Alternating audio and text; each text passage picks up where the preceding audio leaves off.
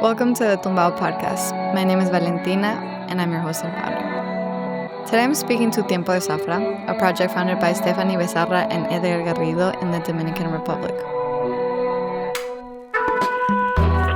Their work begins in the street markets of Santo Domingo, where secondhand clothes shipped in from the US arrive in pacas. Pacas are massive bales of compressed garments, and they are unpacked, laid out on tables or on the ground, and sold in markets. And for Tiempo, that's where the process starts. They collect those clothes, cut them apart, stitch them back together, and create entirely new rolls of fabric. They're not necessarily intervening a piece that already exists. They're breaking it down, bringing it to scratch, and from there they design new silhouettes. Skirts with neon patchwork and graphic prints, hats made of scraps arranged like puzzle pieces, chaotic but intentional. The result is bold, not just in form but in message. And to me, wearing Tiempo de Zafra is a choice to stand out. It's a sense of style that's present, awake, and in many ways political. I encourage you to check out their Instagram so you can get a sense of the pieces and the space that they inhabit. I would actually maybe do that before the episode starts. There's a video of Edgar walking through the market that captures it perfectly. I'm grateful to open this podcast with them. This is Tiempo de Zafra, and this is Tumbao.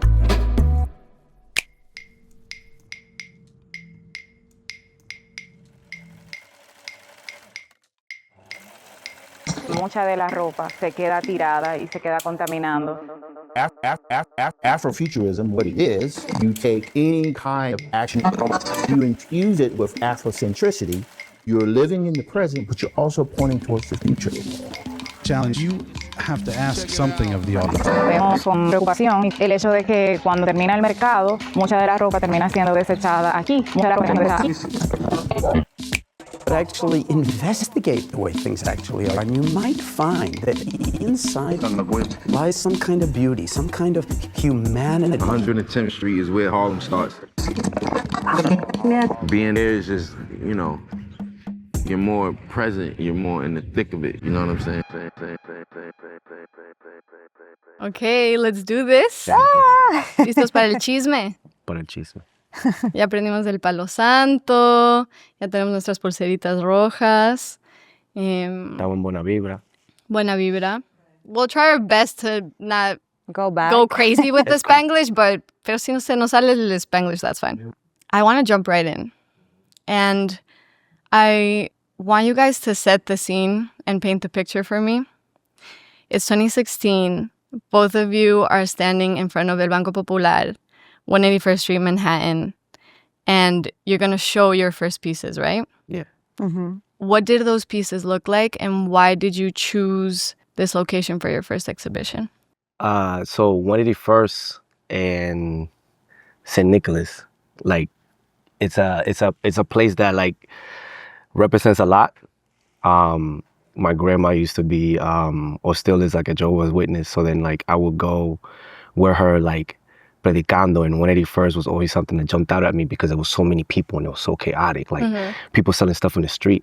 So naturally, when it was time to like show like what we were doing, it jumped out at me like, wow, maybe we should take it to 181st and become like sort of part of this informal market. Yeah.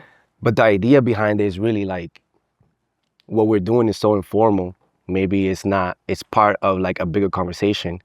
And we wanted to kind of position it within this market that was happening already informal. Mm-hmm. What do you mean by informal? You're creating like a base for your own economy, like your own ecosystem where maybe I'm setting up in the street, but I'm setting up here because this is all I have. Yeah. So I got this table. An alternative to like how I sell like in a formal environment, right? So like, I think we were like super interested in how things are sold and where they're sold and how they're sold. So, and that sort of community that exactly. It creates too, I think is super important. A necessity for the community, right? Mm-hmm. So shortly after that, I feel like we found out that they had moved the people out of there. So there were other vendors there. There was vendors. Yeah, there was people that sold 181st. makeup, handbags. Grave, a good friend of ours. Yeah. Grave Guzman. He had set up a rope, and then we put the clothes there. And it was more of a conversation piece too. Yeah. Like it was more of like an introduction to what we were doing than really selling anything. Exactly, yeah. So it was that community engagement to see like what conversations would occur. And were people coming up to you? Yeah, from this asking? installation, right? So there's like these super big pants that are like size 56 that I had taken and made into a bag. Maybe you wrap it out, and then the bags look like it was like legs amputated. So it's like this, it's hanging on this thing with the two bags, and then it's like the lady grabs it and is like, "What is this? Is this like a bag?" There's an energy there because of the immigrants that go sell there. They're part of the neighborhood, like, and I think that when you go to like Dominican Republic, you kind of see a lot of this energy of like, I'm gonna sell here, like the informality of like taking Me space. voy a poner mi puestito. Exactamente, taking space and somehow utilizing it the best you can to like make a living. Working with what you have. Working with what you have. And these pieces, you had started working on them with your father, who is a tailor. And you were working with pieces that you found in dollar stores, secondhand markets. Can you tell us what else was there? What did they look like? So we basically sourced from the area of like Spanish Harlem, right? So at the time, my father was living on 116th in Lexington. So we utilized that area to kind of like source our stuff. So there was like things made out of laundry bags, curtains, vinyl that we got from the hardware store. They would like deconstruct the stuff that we found at dollar store. Like, for example, we would like, sometimes at dollar stores, you would find like, you know, off-brand or like cheap, like denim. Me and my father would go out, look for things, bring them back, and then talk about what we wanted to do with them. We would sit. During that time, we also would have like many conversations about like, conceptually, like what it meant, like what Tiempo de Zafra. So you already had the name at that point? Yeah, we were talking about it. Wow. We would talk about it and like talk about that time of what it meant to like be in Tiempo de Zafra. What's Tiempo de Zafra, the name? It means time of abundance, time of harvest. It's a time of the year when crops are cultivated. In the Dominican Republic is like, it's more associated with sugarcane. So something that's like a big part of that as a colony, right? So Tiempo de Zafra for us is like a metaphor. It's like us like taking this name, almost like appropriating something that's like historical, but at the same time, we're using it to say like we're extracting and working with our hands, basically like reaping what we sow, right? And also like, the time is now. Exactly. Yeah. It's also like we're like coming descendants, we're coming from that history. And I think the core of your project, like this first exhibition, comes from this place of being super resourceful instead of going to the garment district, maybe because that wasn't an option. Yeah. Along with this like historical context of also doing what you can with what you have, but having a mentality of abundance and a belief of this potential that I think is such a part of also the Caribbean mindset and history. At one point, we asked ourselves, we said, you know what, it's called Tiempo de Zafra, like, but do you think people are going to be able to pronounce that? Because it's like long and it's like Spanish. But then we were like, yo, you know what, if people can pronounce some like Salvatore Ferragamo, or like a weird name, not to mention, they can pronounce Tiempo de Zafra. Yeah, I think it's also about trusting your audience and knowing that they are interested enough to try. It's a beautiful name. It is something that is so intrinsically in the way that you operate. There's a generosity, optimism in everything that you do. I would love to jump and set the scene to you soon after moving to DR. Opening your atelier in 2017, right?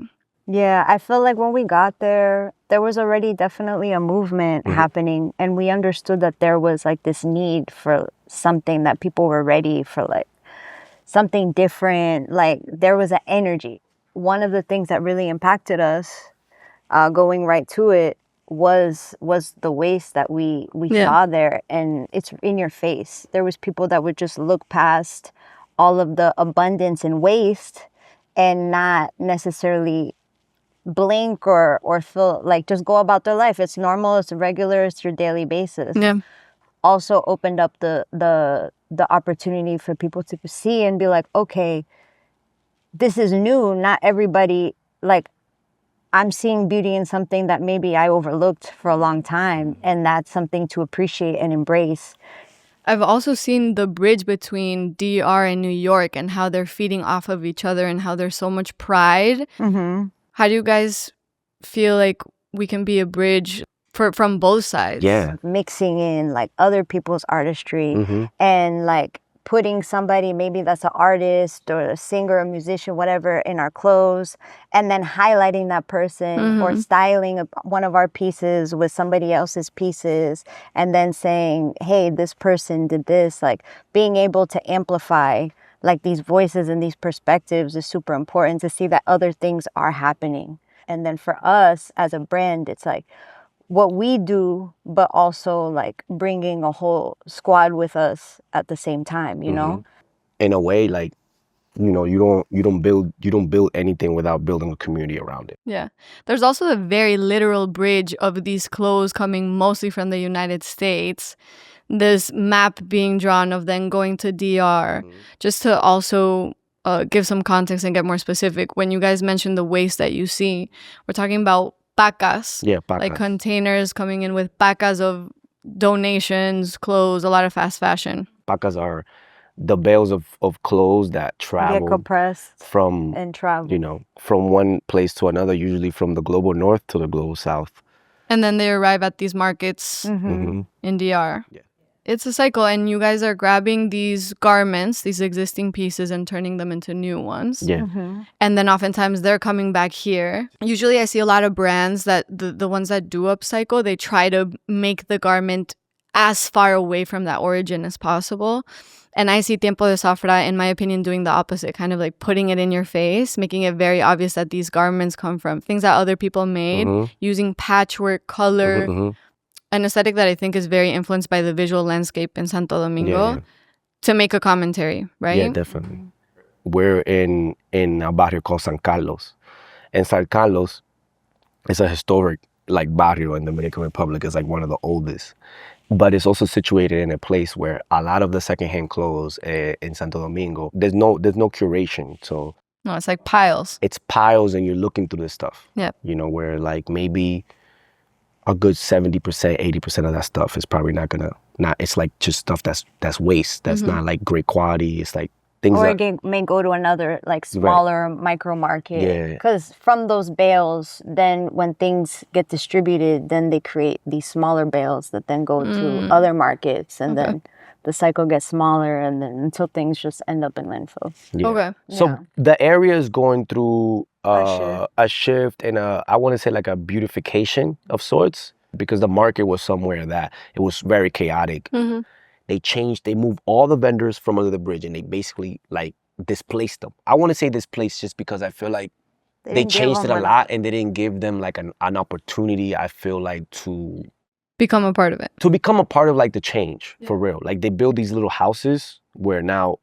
where the tables like were, kiosks. they build these houses, these kiosks, in order to kind of like make it more accessible and make it more like clean, and like the root is not necessarily being fixed of like why it's so excessive. It was like, it's interesting because it's complex, because you want to say consume less, but then there's these people that they're making their livelihood by selling by selling these clothes. So there's people that had our back, that met us and saw us throughout the years, that one would build relationships with and say, hey, I have this, like, hey, I can't sell this, I have these stains. Like, that's how a lot, like some of our pieces came about, because somebody would say, hey, I have a lot of this stuff I'm not selling. Do you guys think you can do something with it? I have a bag of camo jackets from military jackets or something. Like, so you create those relationships with people, and then to see that happen in real time is just like, it was sad. It was, Even like, though it's we couldn't even go there. We were down the street, and I think for a week we were just like, I can't go there right now. Going back to that, that's also a very important thing for us when it comes to storytelling.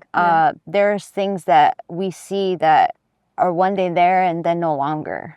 So it's like almost immortalized, like plasmando el momento. Ese momento, esa estructura, like something that one day will never be seen again. Exactly. So there's this fight in Santo Domingo of like a place that is like metropolitan, attempting to be like new and forward, all these overpasses and these huge buildings like coming about, and like this change of bringing more tourism to the city. But you still are in like a place that has all these others like necessities, and there is like a sense of like poverty You know what I'm saying? People like that are trying to just like day to day like live and make it work and selling things however they can to make money for their family, right? So we're in this neighborhood, so we're sourcing everything like maybe like 2 blocks from us. That's where the market is. We're working the traditional way that a tailor works, in the sense of like we're making patterns. We're designing clothes. We're doing like... Yeah, so I think that's important to mention that Tiempo de Zafra creates fabric with the pieces first and then cuts the pattern out of those pieces. Exactly. Versus using like the skeleton of a garment and kind of adding things or applique patchwork. You're making fabric. We make a patchwork, That's why it's super important to know too, like we'll say upcycling very minimal, because for us it's such a bigger conversation. Like for us it's reimagining the materials. For us it's like giving it another life. There's so much. I think the first thing that we felt when we first encountered the market was, wow, how much clothes are being made. Because there was clothes on tables, and then there was clothes that would fall off the tables and we're getting stepped on and we're like flat. The visual of like what actually happens to our clothes, I think it's something that really changes you as a person that consumes fashion and I think if I were to play devil's advocate, let's say I wanted to start a brand and I'm considering doing it that way, I think a reservation could be, how do I scale this? But you do such a good job at also visually telling us that there is an infinite amount of material and possibility. Literally in the material sense, you can scale, you will never run out of fabric, but also in the creative sense. And I think that's important because a lot of people want to start a brand now. And truly, to me, the only completely sustainable way is using entirely existing garments. But there aren't that many examples of that. So it's good to talk about and say, this can look however you want it to look. Of course, you have all the options in the world, all the material in the world. Yeah, I think somebody told me the other day, they were saying waste colonialism. Like it's almost like out of sight, out of mind. Maybe in the States we have all these clothes and like, in all these countries that are developed, people are consuming so much clothes. And then people are like, wow, like how do I get rid of this? They donate it. And even the donation places are like, yo, I'm so overwhelmed. Let's just get rid of this. So maybe for us to like take it, deconstruct it, like use it as a base and send it back high quality where it can now be on a rack next to something high end or whatever. It kind of like, that's the rebelliousness of like Tiempo de Zafra. But we might not be yelling that, because I think we might be also using some of the same aspirational like tools that fashion uses, but maybe we use aspiration for you to think about potential, not to think about consumption. All right, guys, this is where the episode cuts off. Full episodes are exclusive to our Substack subscribers. Head over to Substack and search for Tumbao. We like Substack because it's a platform that's good for building community, which is what Tumbao does best. Much like what we do in our store, our Substack is going to be a place where you guys can talk to each other, make new friends, connect. You can ask us questions or get exclusive content related to the fashion industry. It's a $5 monthly subscription. We invite you to invest in the future of Tumbao.